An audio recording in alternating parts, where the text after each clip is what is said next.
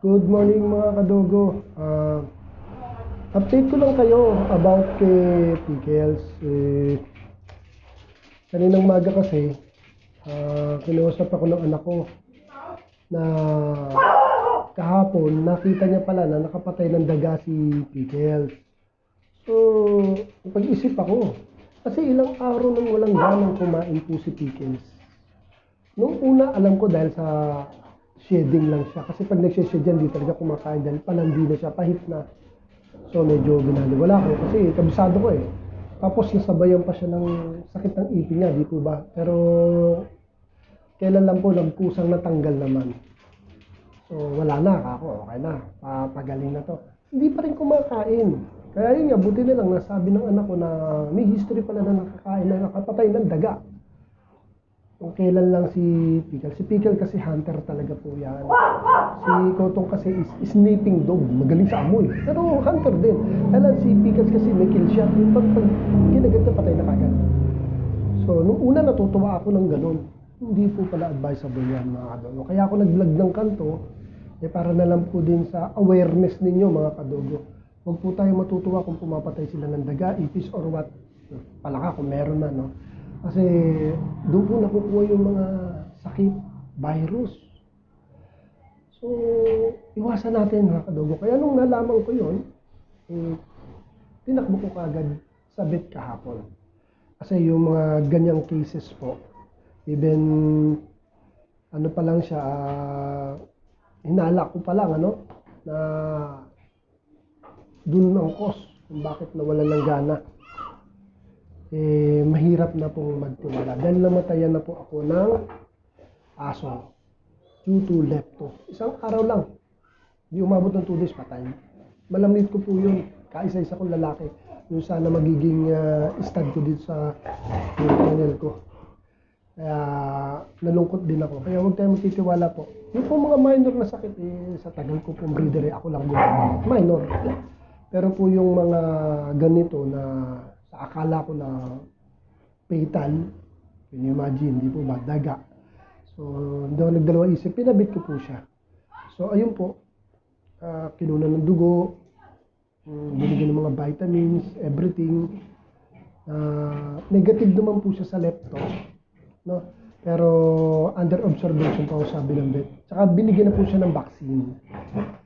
So, happy na rin ako dahil naagapan ko. Kaya po tayo mga kadogo, wag po tayong basta-basta magpapabaya. Kasi yan po ang part natin bilang dog breeder. And as a dog lover, automatic yan. Talagang hindi natin matitiis, kailangan natin ipagamot. Huwag po natin babaliwalayin kayo. Imagine, involved daga eh. Alam naman po natin kagad ko na nasa isip natin, di po ba? Yun po, naagapan ko. Even gumasos po ako ng konti. At least nalaman ko na hindi naman lepto, pero under observation pa po. So nakahinga po ako ng maluwag. Kaya ang ginagawa po namin talagang monitoring, and especially yung for speed, hand feed. Kasi kung tuluyang mawawala na resistensya po ang asong may sakit, mas delikado, mas fatal po para sa kanila. Kaya kailangan makakain sila. Kaya force feeding ang ginagawa ko.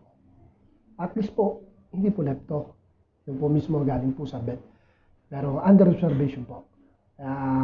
Lika mga kadogo, eto na naman, ipo-force feed ko na naman si Pickles. Kailangan po para mabuhay ang aso natin. Mahal na mahal ko po mga aso ko, kaya tsaga-tsaga tayo bilang dog lover and breeder.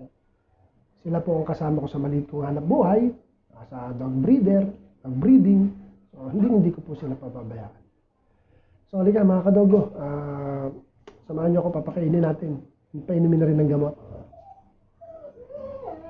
So mga kadogo, ganito ginagawa namin. Yung gamot, ibigay ng vet yan, nilalagay sa hotdog.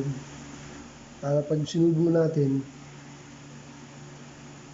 hindi na ako mahirapan. Hinahandpid muna namin yan. Ayun, saglit lang handpid ko muna. Mga kadogo, hindi talaga siya kumakain, kaya ayan, pati gamot and everything nandyan. Handpid lang ang tawag dyan. 2 hotdog sa umaga, 2 hotdog sa gabi. Kailangan natin gastusan. Nasa sa mamatay siya. Pero malakas naman. Nakagapan natin eh. Baka mabilaw ka. Sige, lunok muna, lunok. Okay, very good.